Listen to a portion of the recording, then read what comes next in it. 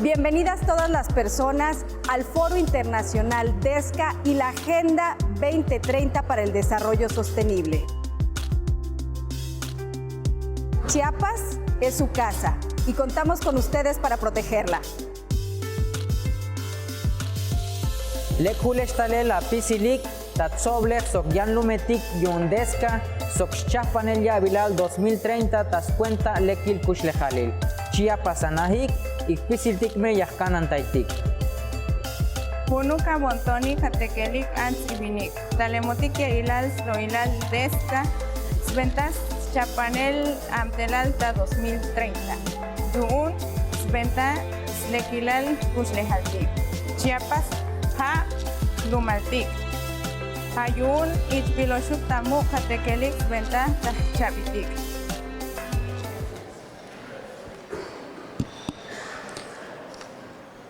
Muy buenas tardes, tengan todas y todos ustedes. Efectivamente vamos a iniciar esta interesante mesa de discusión.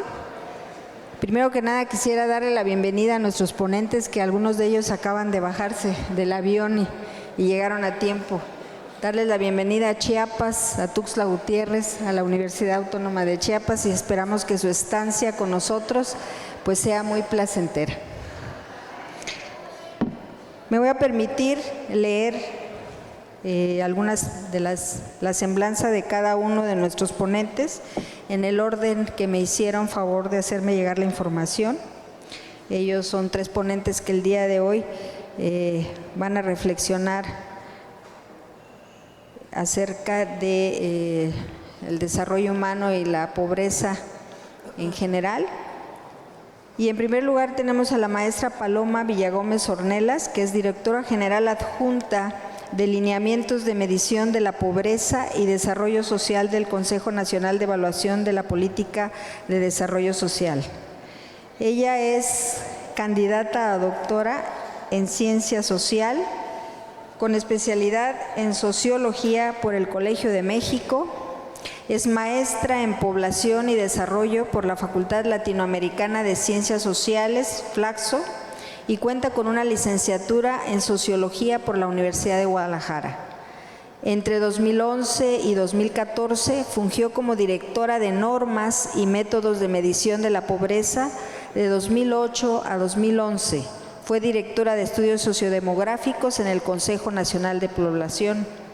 Actualmente elabora una tesis doctoral sobre el papel de las prácticas alimentarias en la constitución de la experiencia de la precariedad en colonias de estratos bajos de la Ciudad de México, y es directora general adjunta de Lineamientos de Medición de la Pobreza y Desarrollo Social del Consejo Nacional de Evaluación de la Política de Desarrollo Social, Coneval.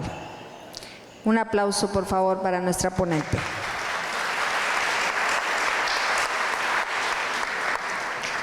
Contamos también con la presencia del maestro Víctor Hugo Moctezuma Aguirre, coordinador operativo de la Agenda 2030 en la Oficina de la Presidencia de la República. Cuenta con el grado de Administración de Empresas por el Tecnológico de Monterrey y un máster en Administración de Negocios Internacionales por la Universidad de Liverpool en Reino Unido. Además es graduado del Advancement Program of Management, Innovation and Technology del Massachusetts Institute of Technology. Es fundador y CEO de ILAB. Con más de 20 años de experiencia, ha tenido roles de liderazgo en compañías como Coca-Cola, FEMSA, The Coca-Cola Company, Kraft Foods, PepsiCo Foods y PepsiCo Beverage, en áreas como planeación estratégica y recursos humanos para México y América Latina. Ha sido reconocido como Ashoka Emprendedor Social y con el Premio Nacional del Emprendedor 2015. Actualmente coordinador operativo de la Agenda 2030 en la Oficina de la Presidencia de la República. Un aplauso, por favor, para nuestro ponente.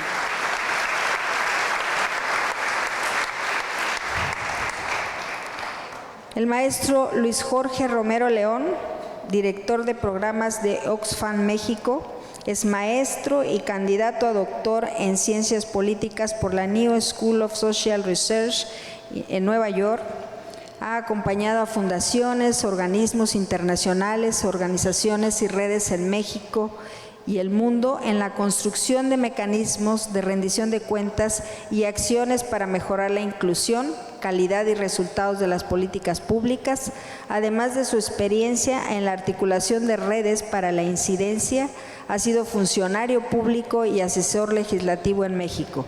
Actualmente es director de programas en Oxfam México, experto en rendición de cuentas, políticas públicas y métodos de investigación. Un aplauso, por favor, a nuestro ponente. Cada uno de ellos tendrán 20 minutos para hacer su exposición y le cedo la palabra a la maestra. Me voy a atravesar. Sí. Gracias. Bueno, buenos días. Quisiera agradecer muchísimo la invitación a participar en este evento, gracias a la Comisión Nacional de Derechos Humanos, a sus colegas en la Comisión Estatal.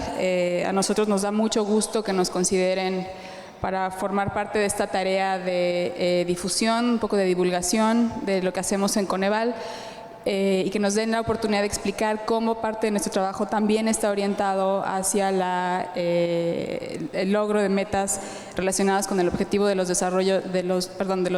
objetivos de desarrollo sostenible y también vinculados con el acceso efectivo a derechos humanos.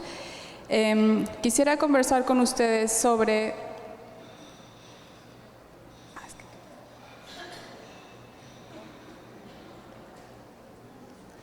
Listo.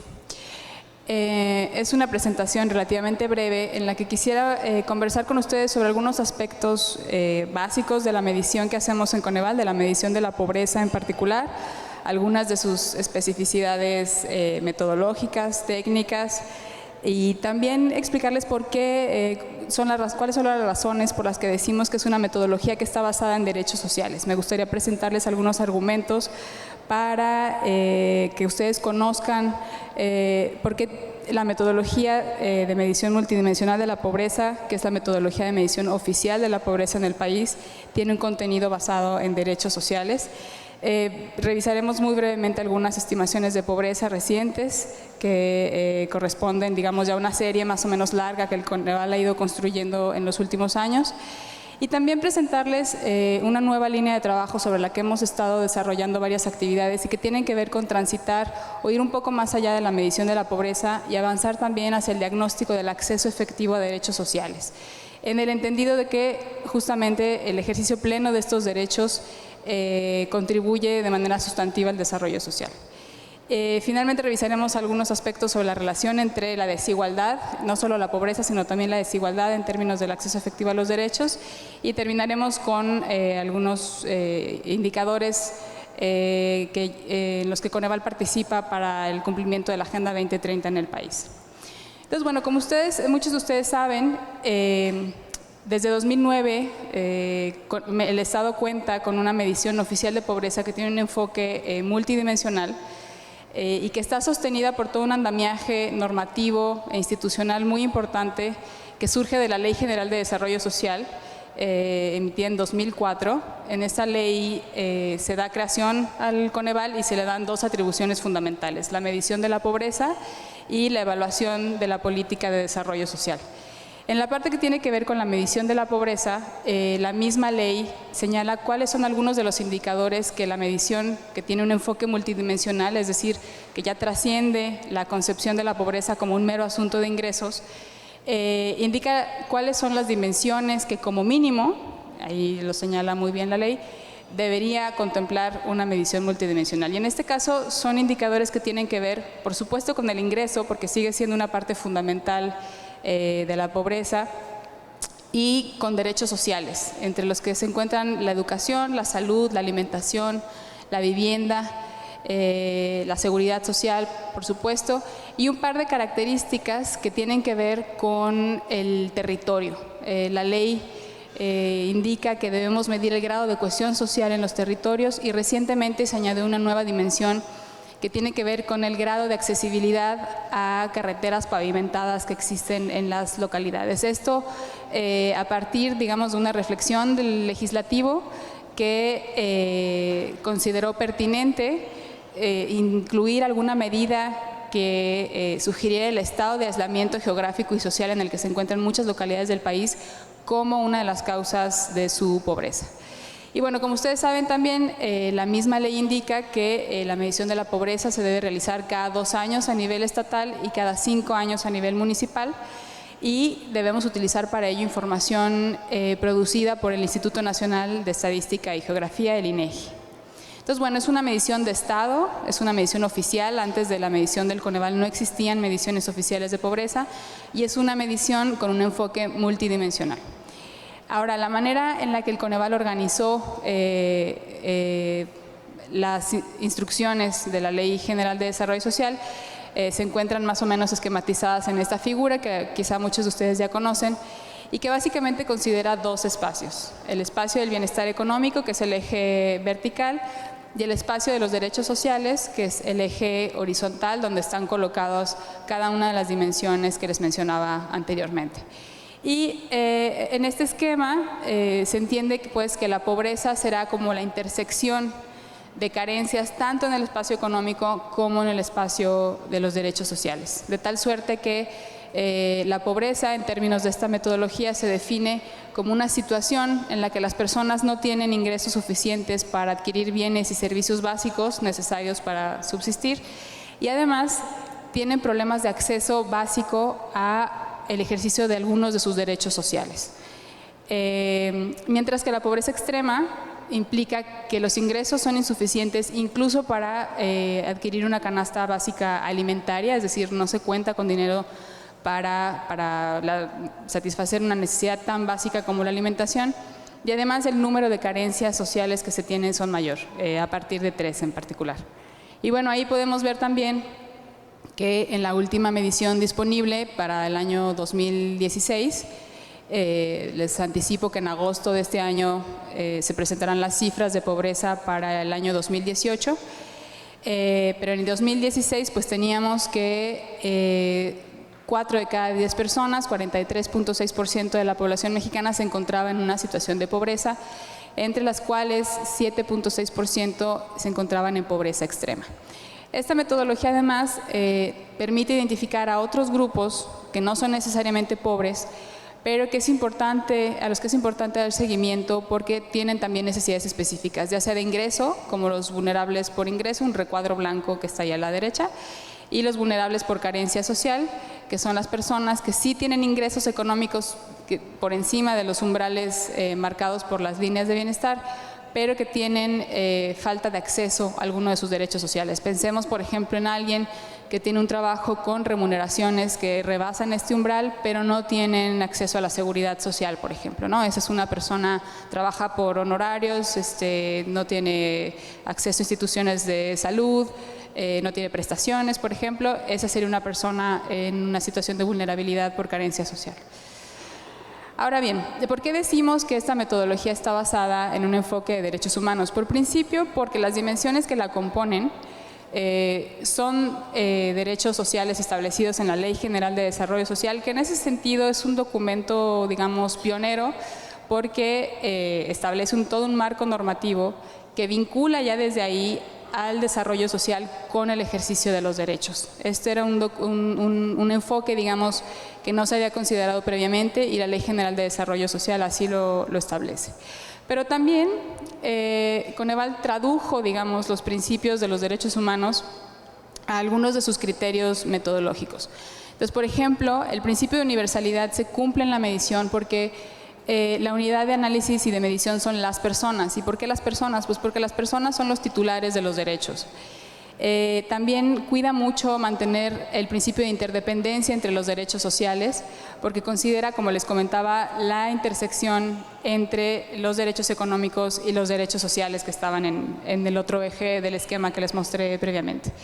Considera la indivisibilidad de los derechos también porque, como les decía, no jerarquiza ninguna de las dimensiones, todas son igualmente importantes en la medición, es decir, no les da una ponderación diferenciada, ninguna es más importante que otra, y además considera que una persona ya está en situación de vulnerabilidad cuando al menos uno de estos derechos está siendo violentado, es decir, no tiene que reunir muchísimas características para que se entienda que el desarrollo de esa persona está comprometido. Y finalmente también incorpora el principio de progresividad de dos maneras. Es una medición que permite observar cambios graduales en cada uno de los derechos sociales. En la medida en que se puede descomponer en todas sus partes, es posible ver cómo está afectando la política social cada una de las dimensiones específicas de la medición, tanto en el ámbito económico como en el social. Y también porque desde el principio la metodología en sus lineamientos estableció que debía actualizarse con el tiempo. Esto lo vamos a revisar con un poco de detalle más adelante, pero no es una medición, no es una metodología estática, no es una metodología hecha de una vez y para siempre, sino que considera que debe ir cambiando con el tiempo conforme las condiciones económicas y sociales cambien también. Y entonces, bueno, seguramente ustedes ya conocen estas cifras y han hecho diversos análisis, pero lo que hemos visto en los años que lleva Coneval monitoreando la pobreza desde esta perspectiva multidimensional, pues vemos que en términos generales la evolución de la pobreza ha sido más bien constante. No hay mucho cambio desde 2008 hasta 2016. A nivel nacional, efectivamente el porcentaje se mantiene alrededor de 4 de cada 10 personas. Les traje también el caso de Chiapas, en donde la proporción es alrededor de 3 de cada 4 personas que se encuentran en esta situación, y como vemos sigue el patrón más o menos nacional de constancia o invariabilidad muy notoria a lo largo de estos años. Lo que sí ha cambiado es la pobreza extrema. En ese aspecto, en esta expresión, digamos, más dura de la pobreza, que implica ingresos más bajos y mayor número de carencias sociales, la pobreza extrema sí se ha reducido. Y Chiapas en particular ha logrado en un periodo de 8 años de observación reducirla en más de 10 puntos porcentuales. Esto ha implicado en algunos casos, como en el de Chiapas, un pequeño aumento de la pobreza moderada. Dado que las encuestas con las que trabajamos son puntos en el tiempo, es decir, no permiten seguir a las mismas personas, no podríamos decir si exactamente se trata de que las personas en pobreza extrema estén transitando a la pobreza moderada o si se trata de nuevas llegadas, pero en definitiva podría ser que el descenso de la pobreza extrema pudiera estar alimentando pobrezas expresiones menos duras, digamos, de la pobreza.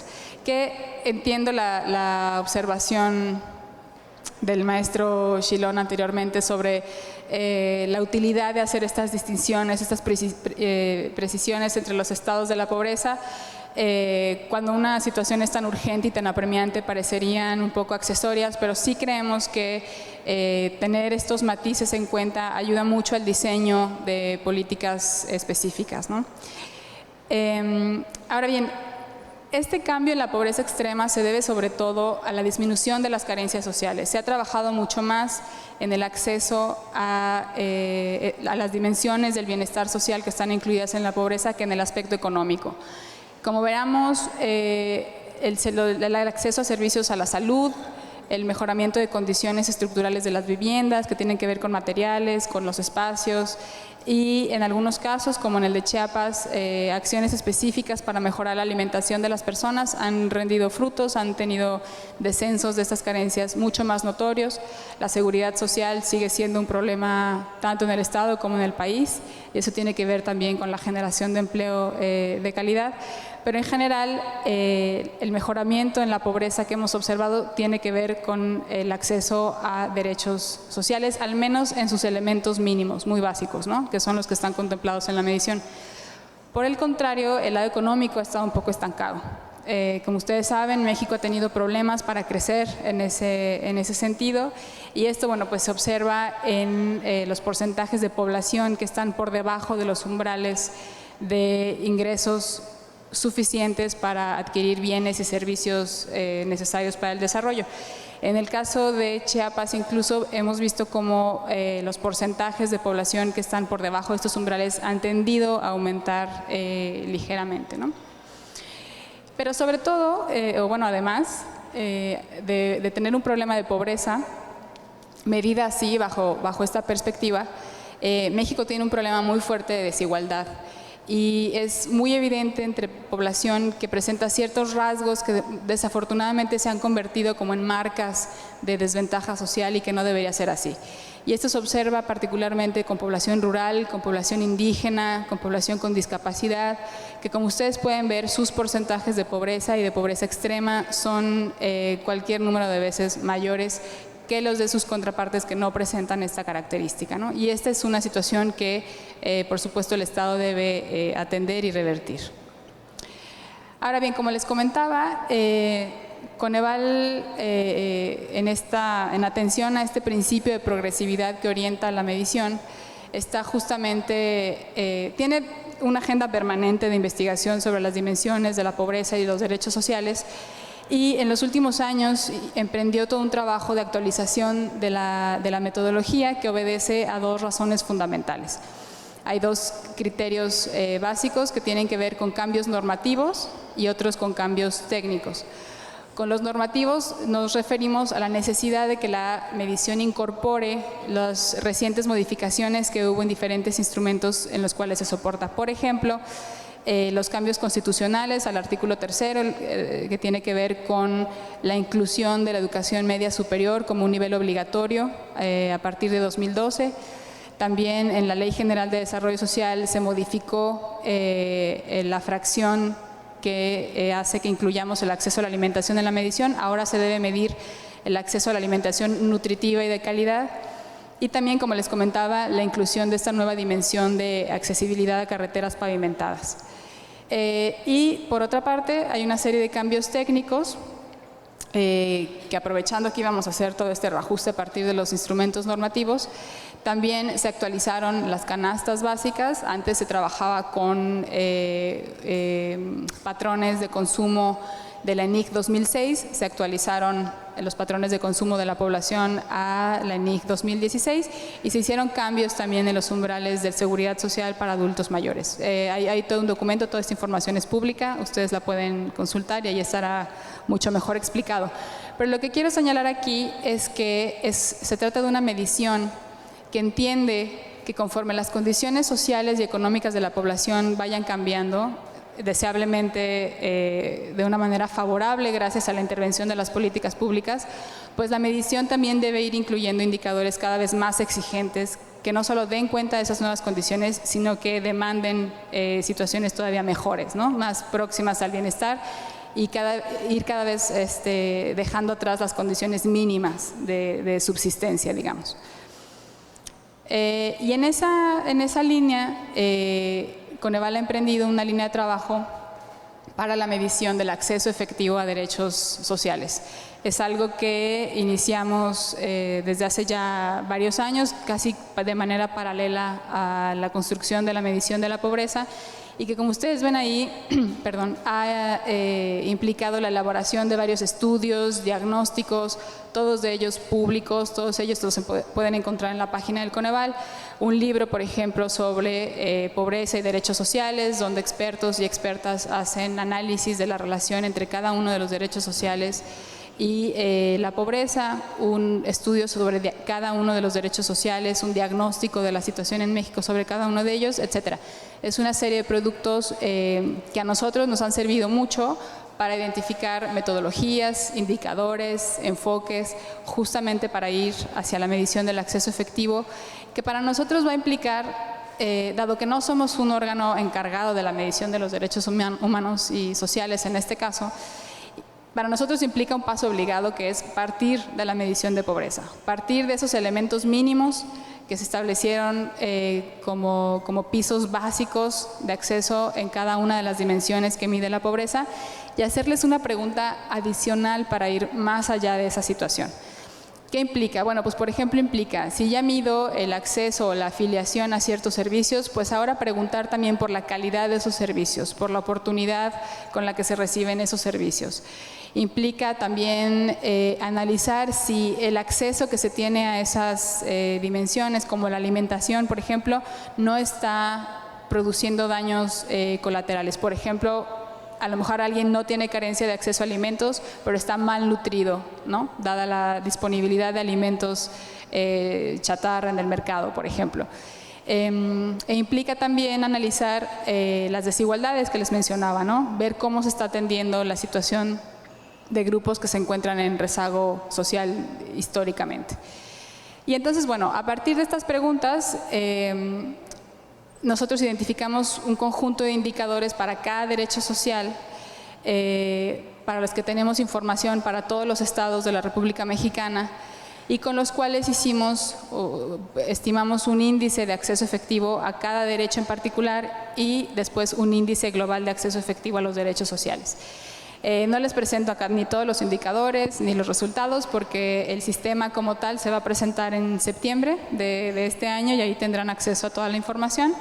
Pero el objetivo de todo este trabajo, creemos, es brindar una herramienta que identifique indicadores específicos de acceso efectivo que pueda guiar a la política pública no solo nacional, sino en los estados y que puedan identificar cuáles son los aspectos en los que podrían trabajar más intensamente.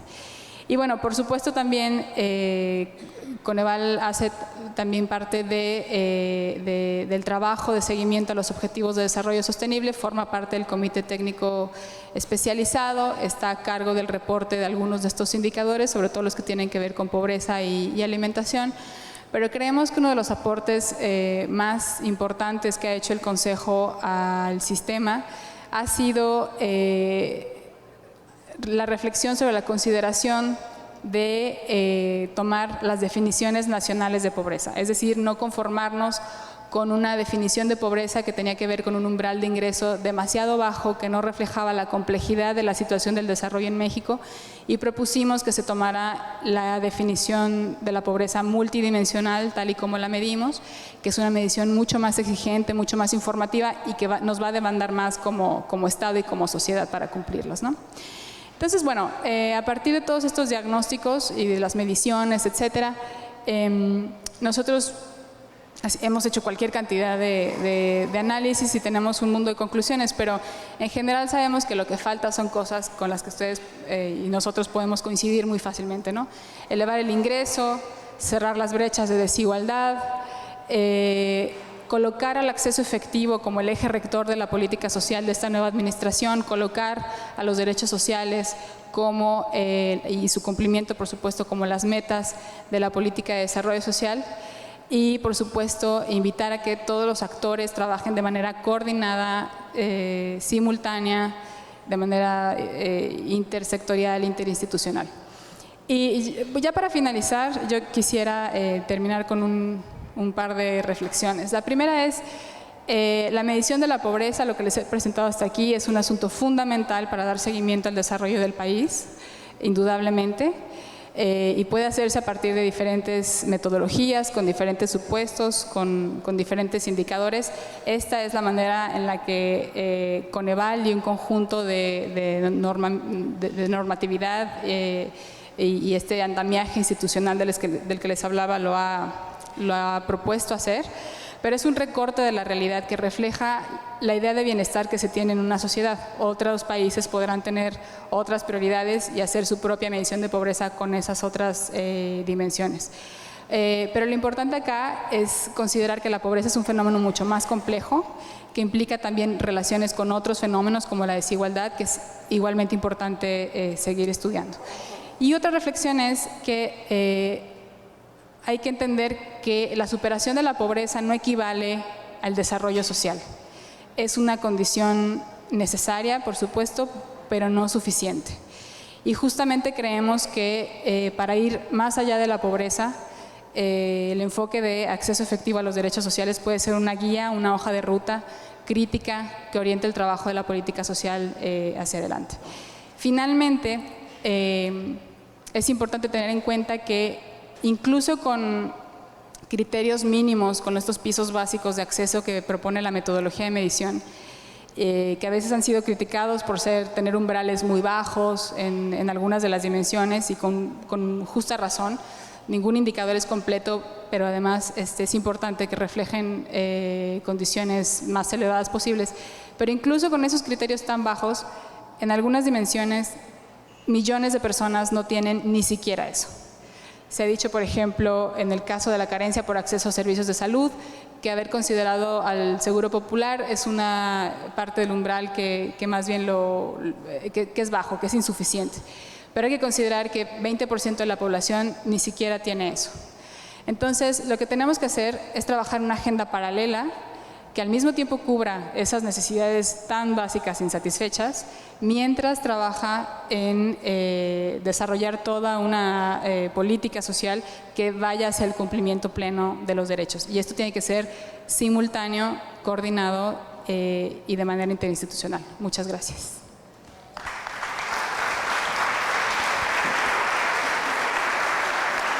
Muchas gracias a la maestra Paloma Villagómez por su exposición. Y bueno, creo que será muy interesante saber cuál es la visión acerca de la política pública que el gobierno de la República tendrá para tratar de asegurar estos principios de seguridad humana. Y para eso le vamos a dar la palabra al maestro Víctor Hugo Moctezuma Aguirre, quien también tendrá 20 minutos para su exposición. 2 minutos, excelente.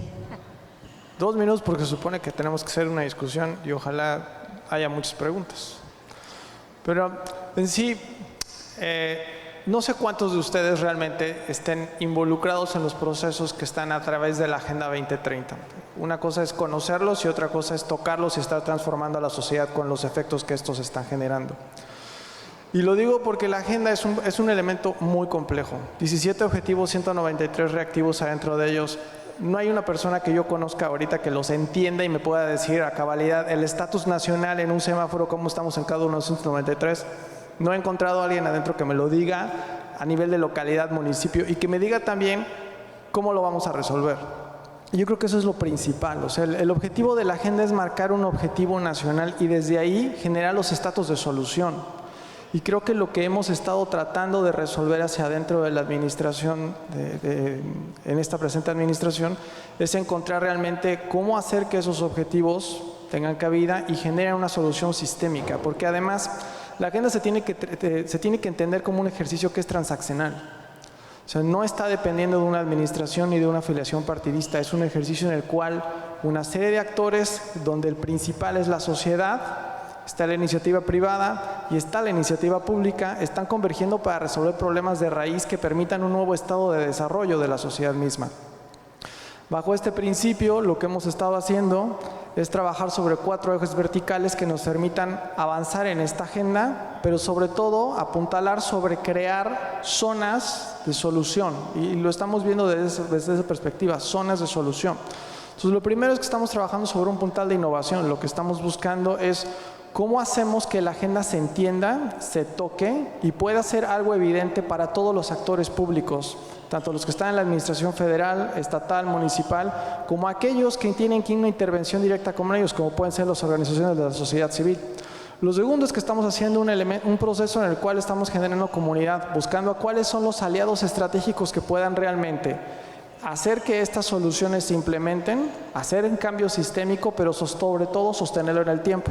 Y en esto nos estamos apalancando, una vez más, de las asociaciones de la organización civil, aquellos organismos que ya están plenamente identificados en las comunidades y que tienen los controles, que tienen los procesos y que tienen los instrumentos incluso que ya han sido probados. Nos estamos acercando también con los emprendedores y los innovadores sociales que tienen herramientas, metodologías, pero sobre todo tienen el acceso a la tecnología y el conocimiento, que pueden acelerar esa transformación en el estrato más vulnerable de la sociedad.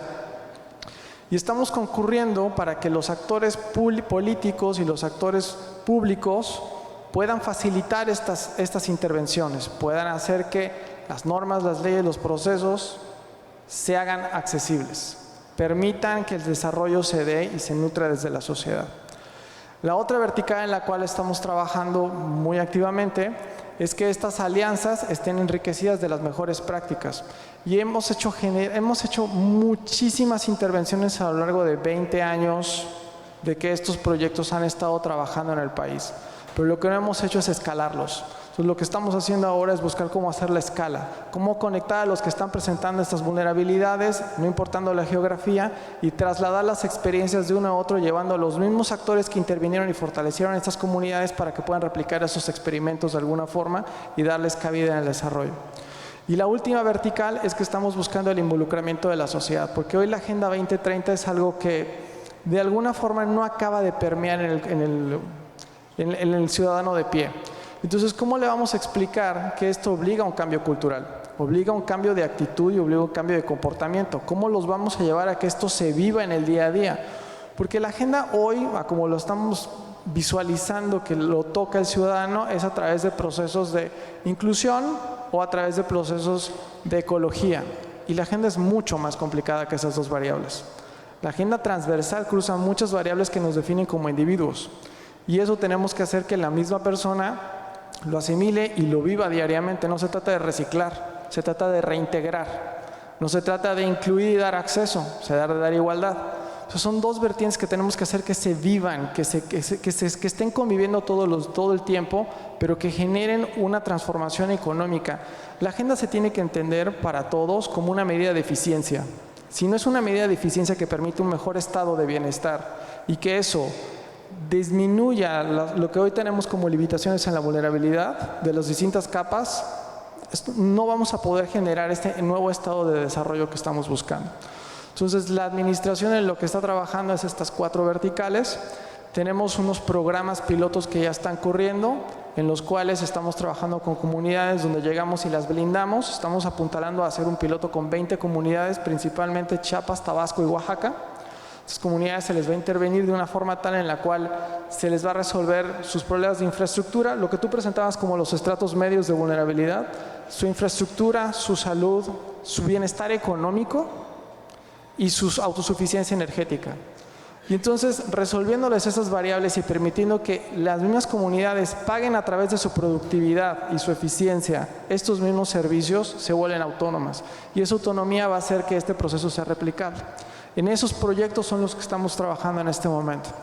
Lo otro es un programa muy ambicioso que le llamamos cadenas híbridas de bienestar, en los cuales buscamos cómo grandes compañías o medianas empresas pueden integrar a sus cadenas de valor productos que puedan ser de alguna forma producidos o semiproducidos con las materias primas de ciertas comunidades, respetando su identidad cultural, y estos permitan una cadena de valor ahí adentro. Y esa cadena de valor, y lo platicamos brevemente antes de que empezáramos, esa cadena de valor lo único que tiene que hacer es la autosuficiencia en la misma comunidad.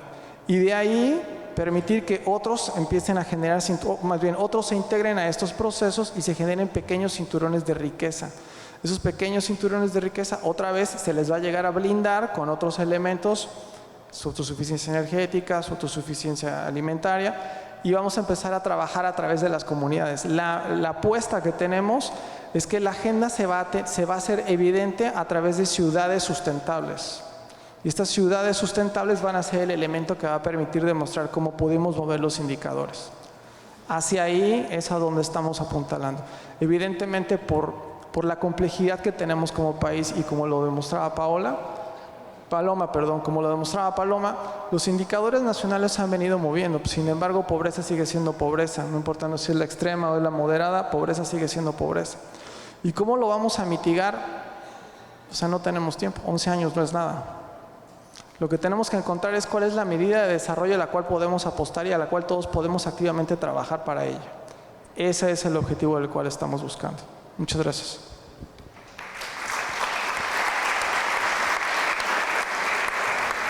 Muchas gracias al maestro Víctor Hugo por darnos esta perspectiva. Pues afortunadamente hay también experiencia en programas como lo son los de Oxfam, y va a ser interesante saber cómo se van a vincular ahora estas políticas públicas, y vamos a darle la palabra al maestro Luis Jorge Romero León. Muchas gracias, doctora. Muchas gracias. Es un placer estar por acá.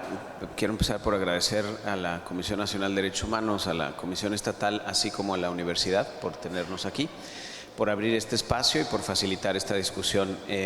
Para nosotros es un placer acompañar la discusión, pues para ponerle un poco de sal y pimienta a la discusión que suele ser muy teórica de objetivos de desarrollo sostenible y del Pacto Internacional de Derechos Económicos, Sociales y Culturales. A mí lo que me gustaría hacer es regresar a la discusión de cómo hacer operativa e implementable una agenda que realmente permita llegar a los territorios donde está situada de forma concentrada, desafortunadamente, la pobreza extrema, donde hay realmente condiciones de inseguridad alimentaria.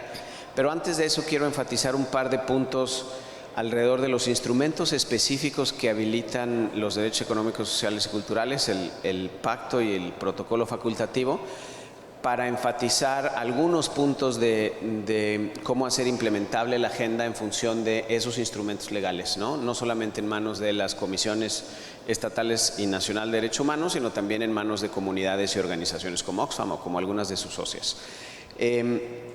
Uno de los puntos centrales del pacto es que realmente no solamente nombra el conjunto de derechos en función de los cuales pues se puede avanzar en la realización de condiciones que se acerquen a algo como una vida digna para todas y todos, sino que además lo hace de una manera que permite distinguir muy claramente el tipo de obligaciones del Estado de las que estamos hablando.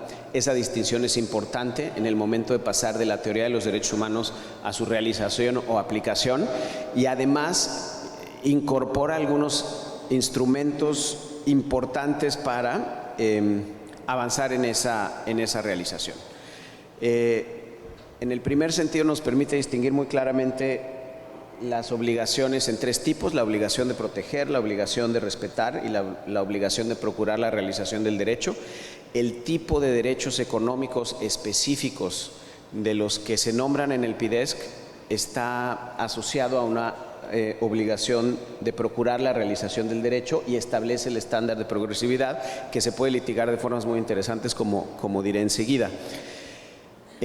Pero además también establece un par de obligaciones más importantes desde la perspectiva de las comunidades indígenas, que son las comunidades en las que vive la mayoría de los pobres extremos en México, que también son importantes tener en cuenta porque establecen otro tipo de mecanismos de protección, no solamente las obligaciones de consulta y consentimiento previo, libre e informado, sino también mecanismos específicos para vincular a las comunidades en la aplicación e implementación de políticas públicas concretas.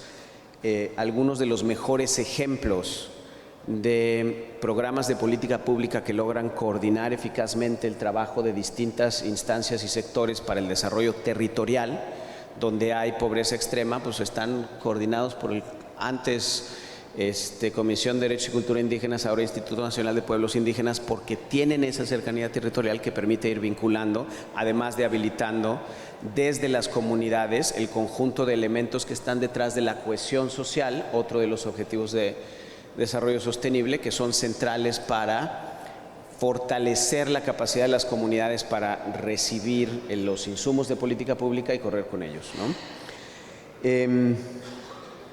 Muy específicamente, hay tres principios operativos del pacto que son fundamentales para la agenda de implementación. La no discriminación, porque permite identificar reglas para valorar la aplicación general de las políticas públicas orientadas a la realización de los derechos económicos específicamente, de tal manera que permita identificar dónde hay discriminación asociada, por ejemplo, a lejanía territorial o perspectiva de pertenencia a comunidades indígenas. En México esa discriminación es una realidad. Cuando hay recursos para invertir en infraestructura, en bienes públicos específicamente, se tiende a privilegiar a un tipo de comunidades sobre otras, sin irnos más lejos, por ejemplo, a comunidades ejidales sobre comunidades originarias. El principio de igualdad entre hombres y mujeres en la aplicación de los instrumentos de política pública para la realización de los derechos también es fundamental, por algunos elementos que me gustaría enfatizar ahora que hablemos del tipo de proyectos de desarrollo territorial que se dan en este tipo de territorios con muy alta marginación y en condiciones de pobreza. Y tercero, la progresividad o no regresividad de la aplicación de los instrumentos de política pública, que permite valorar desde el estándar del máximo de recursos disponibles, específicamente cuando hay regresividad al retirar recursos específicos que se destinan a algunas actividades, por ejemplo, educación y salud. Hay ejemplos de comunidades en México, en Oaxaca y en Guerrero, probablemente lo haya también en Chiapas, pero no estoy seguro, que han demandado al Estado por la aplicación de recursos de forma regresiva, cuando se habían destinado recursos específicos para la construcción de una clínica en la montaña de Guerrero, por ejemplo. Uno de los problemas de la judicialización de este tipo de casos es que por lo general las cortes pueden dar la razón a las comunidades, pero las sentencias no son ejecutables. Ese es un problema. Pero el estándar, el principio y el criterio de interpretación dan instrumentos a las comunidades para exigir el tipo de infraestructura que requieren, necesitan o demandan para la realización de sus derechos. Ese en sí ya es un gran logro. Hay detalles importantes. México no ha firmado el protocolo facultativo del PIDESC. Es importante firmarlo lo más pronto posible porque entonces se habilitan otros instrumentos legales para hacer exigibles esos derechos desde las comunidades. En la medida en que se firme el protocolo y en la medida en que los estándares de interpretación permeen en nuestra cultura judicial, habrá muchas mejores herramientas para esa realización progresiva de los derechos desde la perspectiva de la agenda de implementación. Y ahora sí, si me permiten, quiero enfatizar un par de puntos más vinculados específicamente a la agenda de los Objetivos de Desarrollo Sostenible desde la perspectiva de lo que aquí acaban de mencionar. Uno, están estrechamente interrelacionados. No hay manera de abordar el primer objetivo, eliminar la pobreza extrema, sin abordar el tema de agua en México. Porque la pobreza extrema se da en comunidades con un muy alto nivel de economía de autosubsistencia, donde la presencia de agua y la posibilidad de acceso al agua habilita no solamente condiciones de productividad agropecuaria, idealmente en algunas comunidades, sino de supervivencia. Y en todas las comunidades donde hemos trabajado en Oxfam, donde llegamos a trabajar reducción de riesgos de desastres, donde llegamos a trabajar el habilitamiento de proyectos para la generación de ingresos o proyectos productivos de distintos tipos, no solamente agropecuarios, de servicios o de artesanía, es siempre un problema el acceso al agua. Estamos en un país con condiciones hídricas muy asimétricas. No necesariamente es un país con mucha escasez, pero es un país donde la escasez se exacerba y cruza con las comunidades que estamos mencionando, con los territorios que estamos mencionando. También cruza con el objetivo 15, vida de ecosistemas terrestres. ¿Por qué? Porque donde hay precariedad hídrica va a ser prácticamente imposible generar condiciones de infraestructura que lleven por medio de obra gris el agua. Se tienen que establecer sistemas dentro de la comunidad que permitan la captación, que permitan el aprovechamiento y que usualmente van asociados al tipo de proyectos de sostenibilidad de los que habla el objetivo 15. Y por último, el objetivo 17, que por allá está atrás, que implica generar alianzas para la realización de todos los objetivos. ¿Por qué? Porque la concurrencia y la coordinación entre autoridades y órdenes de gobierno, pero también vinculando a sectores, es fundamental. No estamos hablando de desarrollar un territorio aquí cerca de Tuxtla, estamos hablando de desarrollar territorios muy lejanos en donde las condiciones desde la comunidad para generar proyectos que permitan no solamente obtener ingresos, sino dar alternativas y oportunidades a las niñas y los niños que viven en esas comunidades, no es trivial. No es trivial que llevamos 20 años con prácticamente el mismo nivel de pobreza en términos generales, no de pobreza extrema como acaban de ver. No es trivial que las comunidades son prácticamente las mismas, las que tienen esa altísima concentración. No es trivial que ha habido, en los 20 años que yo llevo haciendo esto, estoy medio ruco pero no tanto, 4 o 5 programas con enfoque territorial altamente focalizado que van a 20 territorios o a 100 territorios o a 125 pero se queda en 100. Hay uno nuevo que nos acaban de presentar en FAO que también tiene este enfoque territorial e incorpora un par de nuevos componentes, pero es básicamente lo mismo. ¿Cómo focalizar la acción del Estado en un conjunto de territorios muy rezagados, muy marginados para efectos de desarrollarlo? Algo estamos haciendo mal si llevamos 20 años trabajando el mismo enfoque y vamos agregando algunos componentes. A mí me gustaría enfatizar que estamos haciendo mal 2 cosas y ahorita paso por alguna lista de lo que hemos encontrado nosotras que funciona para efectos de habilitar esta conversación y hacer algunas recomendaciones, recoger algunas preguntas con el objetivo de no solamente dejar esto aquí en una presentación de seminario, sino habilitar una discusión que esperemos siga los próximos meses y años, ¿no? Primer punto que me gustaría enfatizar, la cohesión social, el capital social, las condiciones de participación de la comunidad son centrales a cualquier perspectiva de desarrollo. Por lo general se parte de la idea de que las comunidades marginadas con población indígena o presencia de pueblos y comunidades originarias en distintos estados, pero en condiciones de relativa pauperización, están en condiciones similares. Nosotras hemos encontrado que no es así. Hay espacios en los cuales la identidad o los elementos de valoración del territorio o la cercanía, algunos elementos que permiten valorizar activos territoriales y la identidad, habilitan una cohesión social y elementos de agencia que permiten a esas comunidades encontrar la forma de detonar pequeños proyectos de desarrollo. Y donde no existen, cualquier inversión, cualquier esfuerzo de articulación, cualquier acercamiento a infraestructura va a ser insuficiente. Es indispensable involucrar a las comunidades con esquemas de gobernanza participativa en la discusión de las necesidades y problemas y eventualmente, y desde ahí, en la articulación de soluciones. Muy bienvenida la aclaración que acaba de hacer de que esto es importante desde la perspectiva de esta agenda en este momento para esta administración. Y segundo punto que nos parece crítico subrayar, es indispensable encontrar los recursos necesarios para poner a disposición de las comunidades en el habilitamiento de estos proyectos. Estos no son solamente recursos financieros. Esto implica dos cosas. Uno, atender la diversidad territorial, porque desde los territorios los recursos que se necesitan son distintos. Perdón, sí. Gracias. Y en esa diversidad va una buena parte de lo que se requiere para el éxito, ¿no? Donde hay comunidades que ya tienen acceso a activos identitarios, culturales o territoriales que permiten habilitar un proceso, la asistencia técnica para el desarrollo específico de algunos componentes productivos será central, ¿no?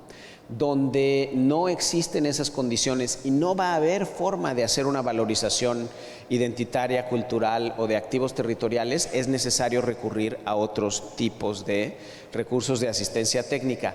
Esto es fundamental, sin embargo, no es considerado en la mayor parte de las políticas públicas con las que nosotras interactuamos en el habilitamiento de este tipo de proyectos.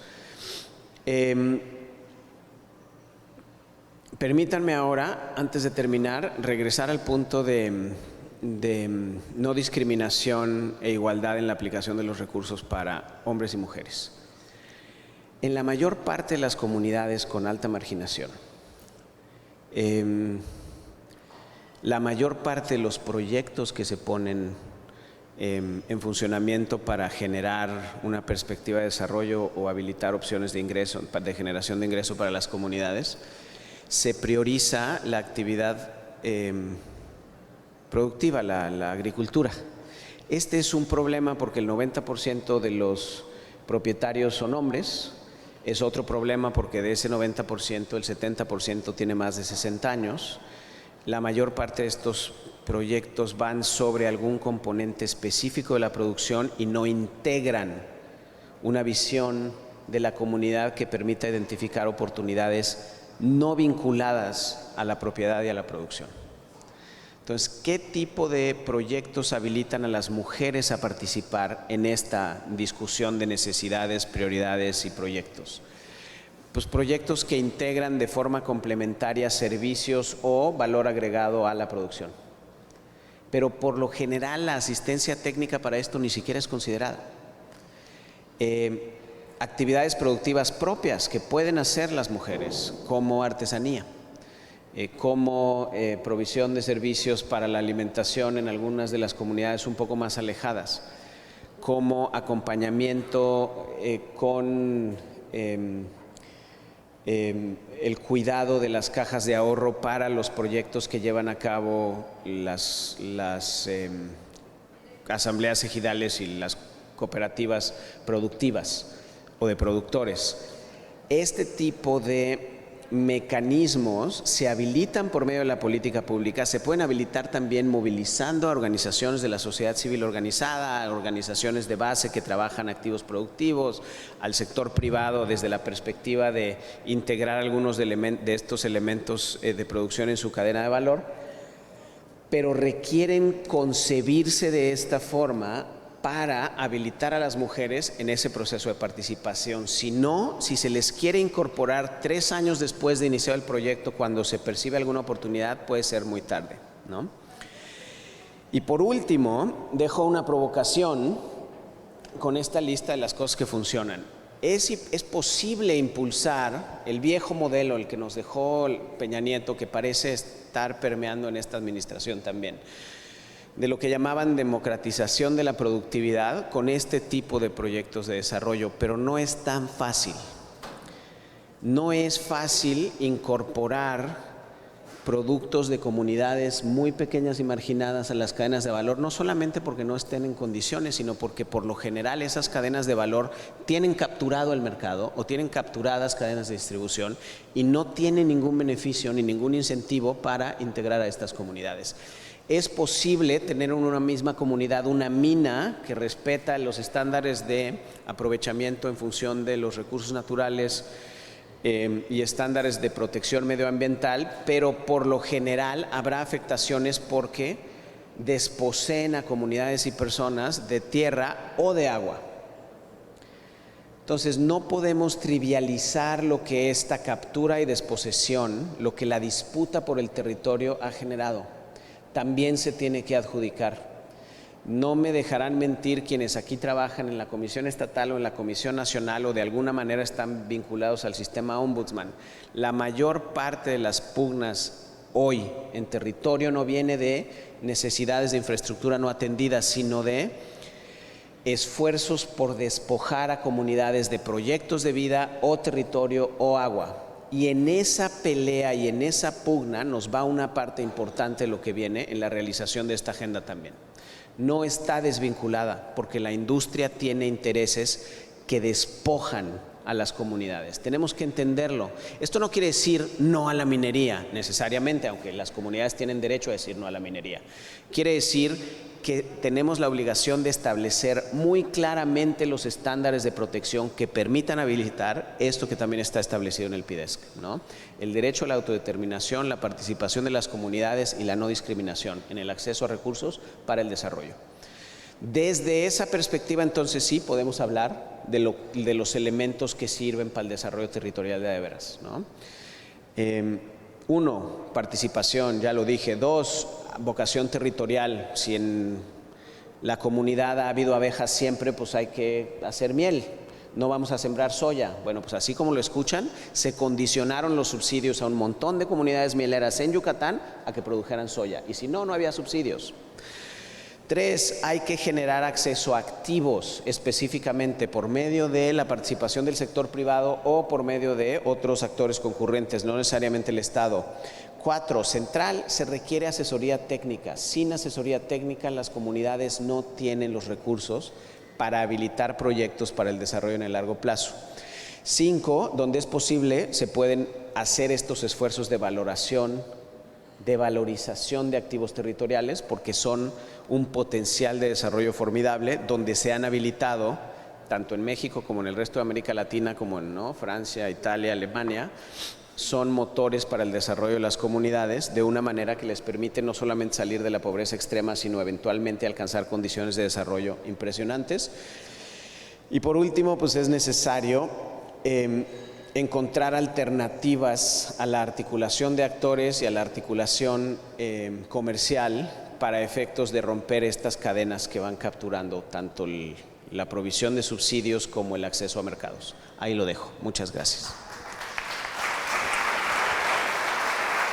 Muchas gracias a la participación del maestro Luis Jorge Romero León. Hay muchas preguntas y me dicen que por cuestiones de tiempo las preguntas serán respondidas vía correo electrónico. Sin embargo, aquí pues yo quisiera hacer una consideración. A lo mejor hay una que es un poco repetitiva en en el consenso de las preguntas, y probablemente si hacemos esta y advierten ustedes su opinión, se pueda tal vez responder un poco en forma general. Dice: ¿sirven los programas sociales actuales a la disminución de la pobreza? ¿Y de qué manera Agenda 2030 y DESCA ayudarán en este tema?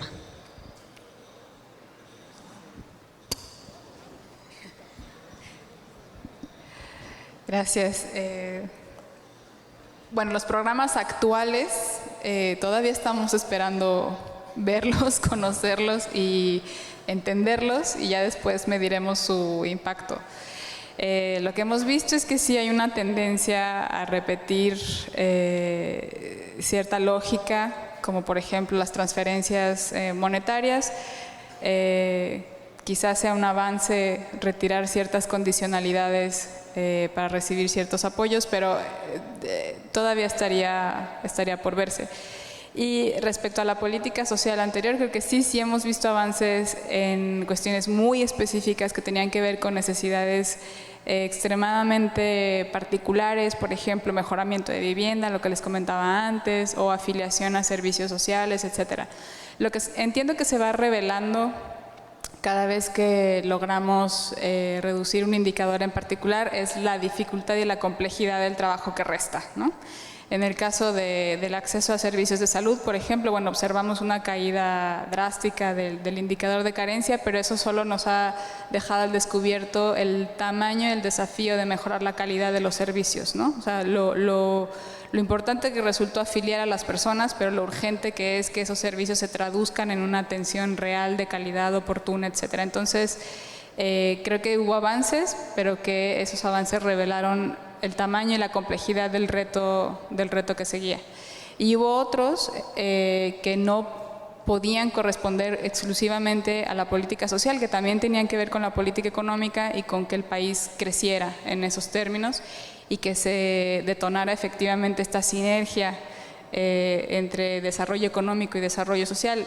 Por más que se trabajara en la parte social, si no hay crecimiento económico, difícilmente la reducción de la pobreza se podría sostener, por ejemplo, ¿no? Entonces, yo creo que hay que ver con más detenimiento, en cuanto tengamos más elementos, la agenda de trabajo de esta administración y cómo interpreta el punto de partida que dejó la administración anterior, que también todavía no tenemos los elementos para saber qué va a aprovechar de lo de antes y qué propone a cambio, ¿no?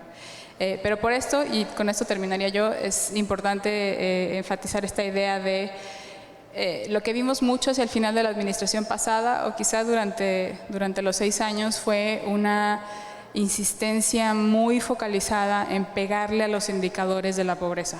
Esa se convirtió casi en la consigna del desarrollo social, y creemos que esa perspectiva sí es un poco limitada, porque como decía yo hacia el final de mi participación, en términos de desarrollo, la reducción de la pobreza es un paso, pero no es el único. Y los indicadores de la medición son los indicadores de la medición, pero no son toda la pobreza, ¿no? Entonces, hay un conjunto de acciones que se pueden hacer para mejorar la calidad de vida de las personas, que finalmente es el objetivo, y que tienen que ver con una perspectiva menos eficientista de la política social y justamente más de derechos sociales.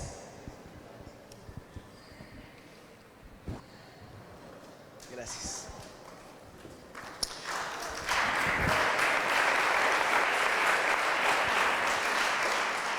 Yo diría, estoy completamente de acuerdo en que no estamos todavía en condiciones de saber. También estoy de acuerdo en que hay distintos elementos de política pública y sobre eso quiero poner énfasis para hacer un par de recomendaciones como muy concretas, no necesariamente por vía de la oficina de la presidencia, sino para quien escuche, ¿no? Hay políticas públicas que, por lo que sabemos, van tomando en cuenta muchas de las lecciones de lo que funciona, ¿no? Este piloto que acaba de mencionar, nos presentaron hace un par de días en la FAO un proyecto de desarrollo territorial que va a ser focalizado alrededor de donde ya hay cohesión social para el trabajo participativo desde las comunidades, donde hay acceso a algunos activos. Estos sin duda son pues, proyectos que tendrían posibilidad de desarrollar en comunidades sobre la base de lo que ya sabemos que funciona, ¿no? Que antes habían hecho INPI, en algunos casos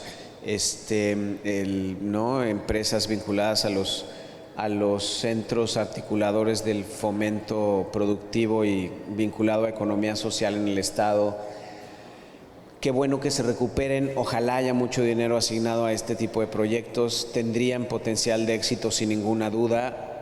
Hay uno más con perspectiva de aplicación regional que será no solamente para el sureste, sino para Guatemala, Honduras y El Salvador, en menor parte del Salvador, que también tiene estas características, pero no son los únicos.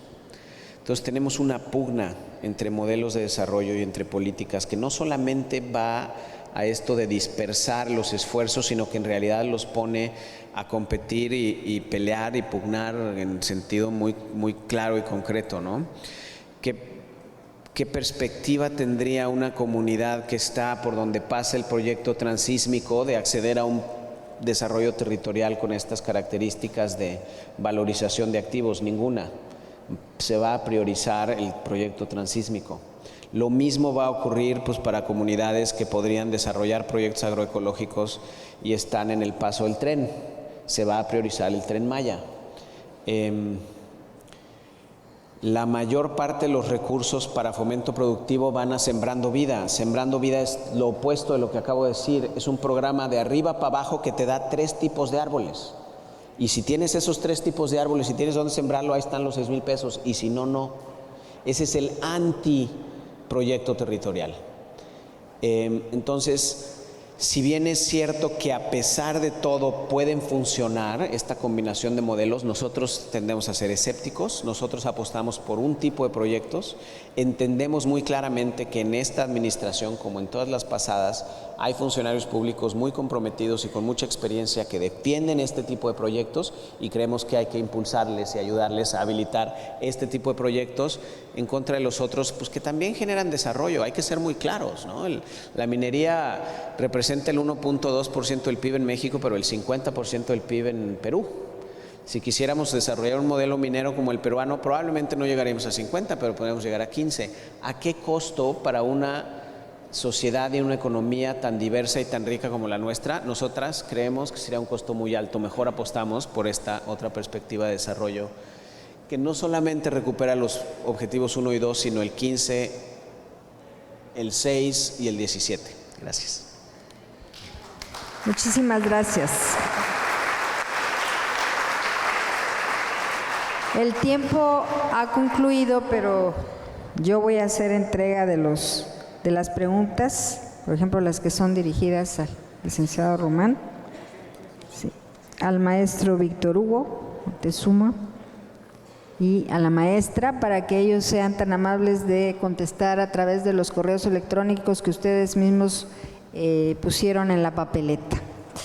Pues no me queda nada más que agradecer la participación de nuestros ponentes. Creemos que ha sido una mesa de discusión muy productiva y me voy a permitir hacer la entrega de los reconocimientos a cada uno de ellos.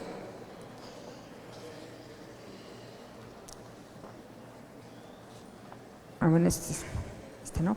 ¿Quiénes son los dueños de estas 2 preguntas? ¿Quién mandó estas preguntas? Bueno, el que las haya mandado, platicamos afuera si quieren. De una vez se las contesto. Más rápido. Excelente.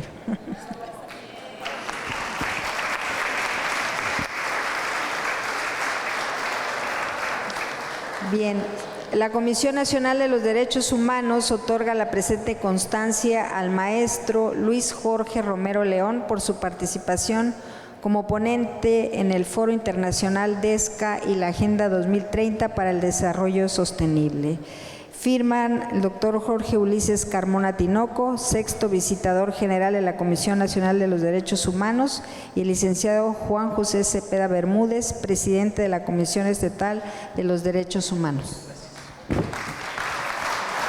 Agradecemos a nuestra y a nuestros ponentes, así como a nuestra moderadora, su invaluable participación.